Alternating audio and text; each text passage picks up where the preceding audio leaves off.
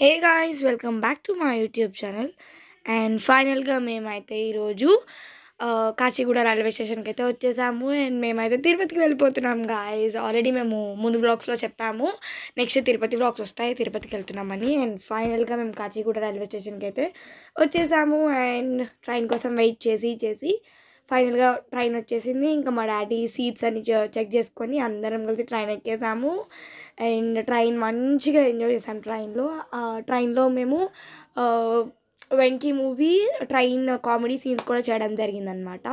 ఆ తర్వాత మేము బుక్ చేసుకున్న ట్రైన్ ఓన్లీ రేణిగుంట వరకే అనమాట. రేణిగుంట నుంచి తిరుపతికి 40 మినిట్స్ మాకు టైం పట్టింది.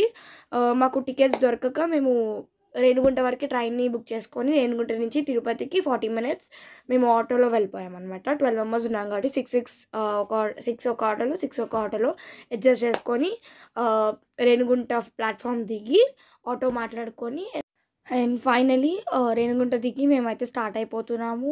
అండ్ తిరుపతికి అయితే 40 మినిట్స్లో మేము వెళ్ళిపోయామన్నమాట. జస్ట్ 40 మినిట్స్లో. అండ్ ఫస్ట్ టైం అనమాట ఇలా మార్నింగ్ లేవడం, సూర్యుడు కూడా రాకుండా లేవడం అయితే ఫస్ట్ టైమే నేనైతే.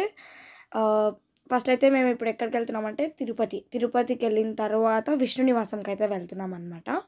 అండ్ ఒక 5 మినిట్స్లో విష్ణు నివాసంకి వెళ్ళిపోతాము.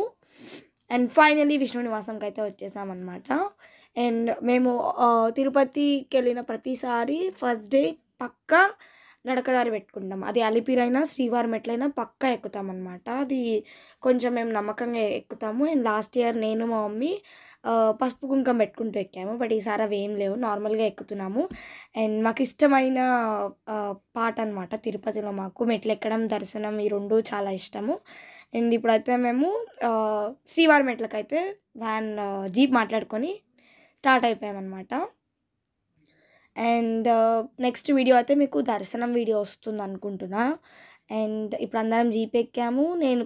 నాకు సీట్ లేదని చెప్పి నేను కొంచెం ఏడుపు ముఖం పెట్టా అంతే. అండ్ ఈసారి అయితే మేము మంచిగా హ్యాపీగా వెళ్ళామన్నమాట. And we are so excited for Arunachalam. ఈసారి కొత్తగా అరుణాచలం కూడా ప్లాన్ చేసాం కాబట్టి. అండ్ పూజ చేసుకొని కొబ్బరికాయ కొట్టుకొని ఫైనల్గా దండం పెట్టుకొని అందరం నడక స్టార్ట్ చేసాము. మా స్కందాకి కొంచెం ఫీవర్ వచ్చింది, ఎక్కలేడు అనుకున్నాం కానీ ఎక్కేసాడనమాట, ఎవరిని ఇబ్బంది పెట్టకుండా. అండ్ నడకదారిలో మాకు గోవింద నామాలు ఉంటే కాలు నొప్పి తెలియకుండా ఉండడానికి అవి చదువుకుంటూ వెళ్ళిపోయాము. అండ్ మెట్ల నెంబర్ చూసుకుంటూ ఎక్కితే ఇంతే అనుకుంటూ ఎక్కామన్నమాట. అలా అనుకుంటేనే మనం ఎక్కగలమని చెప్పి మమ్మల్ని మేము మోటివేట్ చేసుకున్నాము. అండ్ ఫైనల్గా మేము 1250 స్టెప్స్ అయితే ఇప్పటికే మేము కంప్లీట్ చేయడం జరిగింది. అండ్ బాగా ఎంజాయ్ చేసాం నడకదారిలో. అండ్ అందరం కూడా గోవింద చెప్పుకుంటూ బయలుదేరామన్నమాట. అది చాలా బాగుంటుంది. ఫ్యామిలీ అంతా కలిసి గోవింద అని చెప్పుకుంటూ ఎక్కుతామన్నమాట. అండ్ మేము మెట్ల దారిలో మధ్యలో మాకు కొన్ని మంచి వాటర్ కనిపించాయి. లాస్ట్ ఇయర్ కూడా మా మమ్మీ వాళ్ళు అక్కడ దిగారని చెప్పి దాన్ని రీక్రియేట్ చేద్దామని మళ్ళీ అయితే దిగాము ఫోటో. అండ్ ఇప్పటికి 1650 స్టెప్స్ అయినాయి. అండ్ 2250 స్టెప్స్ అయినాయి ఇప్పటికి.